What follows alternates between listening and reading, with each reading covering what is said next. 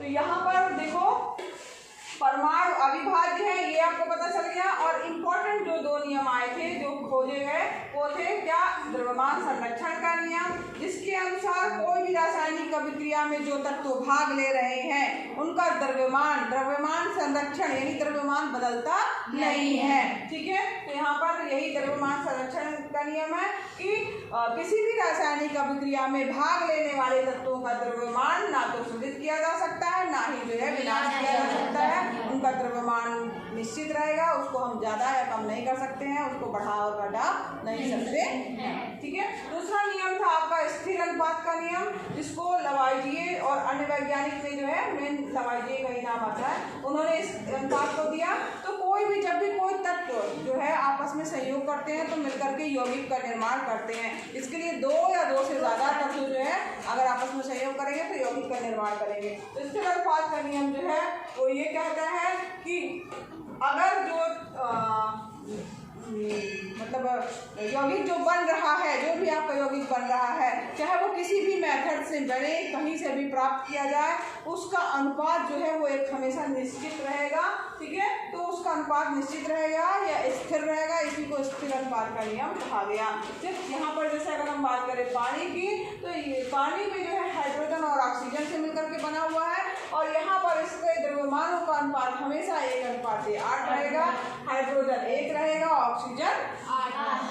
ठीक है, इसी तरीके से अगर हम बात करें कि अमोनिया की अगर हम बात करें, तो अमोनिया में भी जब अमोनिया चाहे कहीं से प्राप्त की जाए या कहीं किसी मेथड से बनाई जाए, चाहे जब भी जैसा भी हो, कहीं से भी आपको मिले, निर्मित किया हो, तो उसमें हमेशा जो है अमोनिया में अनुपात जो है नाइट्रोजन और पहली बात तो जिन चीज़ों से बना उसी का अनुपात होगा। तो नाइट्रोजन और हाइड्रोजन से मिलकर के बनी हुई है अमोनिया, जिसका फार्मूला क्या होता है, NH3। अमोनिया का फार्मूला क्या होता है, NH3। इसका अनुपात हमेशा 14:3 का अनुपात रहेगा, हमेशा स्थिर रहेगा। तो इसी को क्या कहा जाता है, स्थिर अनुपात का नियम या निश्चित अनुपात का नियम कहा जाता है। स्थिर है या निश्चित है, दोनों चीजें, कभी कभी दोनों शब्द यूज कर लिया जाता है, लेकिन उसको मेन स्थिर अनुपात का नियम कहा जाता है। तो किसी भी यौगिक में तत्व सदैव एक निश्चित द्रव्यमान के अनुपात में जो है वो विद्यमान रहता है। ठीक है, ये चीज थी, दो चीजें ये मेन हो गई। इसके बाद हमने क्या पढ़ा, परमाणु सिद्धांत पढ़ा, किसका, डाल्टन का परमाणु सिद्धांत पढ़ा, जिसके इन्होंने पॉइंट दिए। ठीक, तो यहाँ पर जो है आपके 6 पॉइंट दिए हैं, उसमें जो है 6 को आप अच्छे से पढ़ लीजिएगा कि क्या क्या दिया है उन्होंने।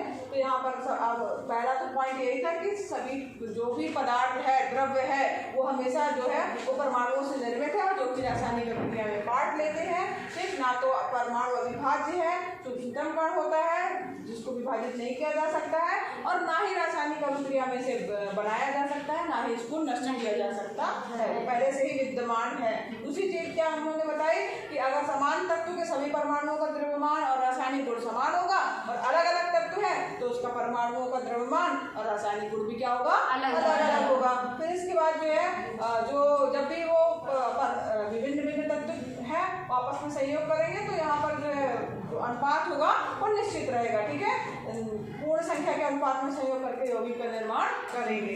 फिर अगला क्या उन्होंने बताया लास्ट में कि परमाणुओं की सापेक्ष संख्या व प्रकार जो होते हैं वो निश्चित होते हैं। बस यही तक है, आज तीनों चीजें हमने इंपॉर्टेंट पढ़ ली। अब इसके बाद कल पढ़ेंगे परमाणु क्या है। Thank you ma'am.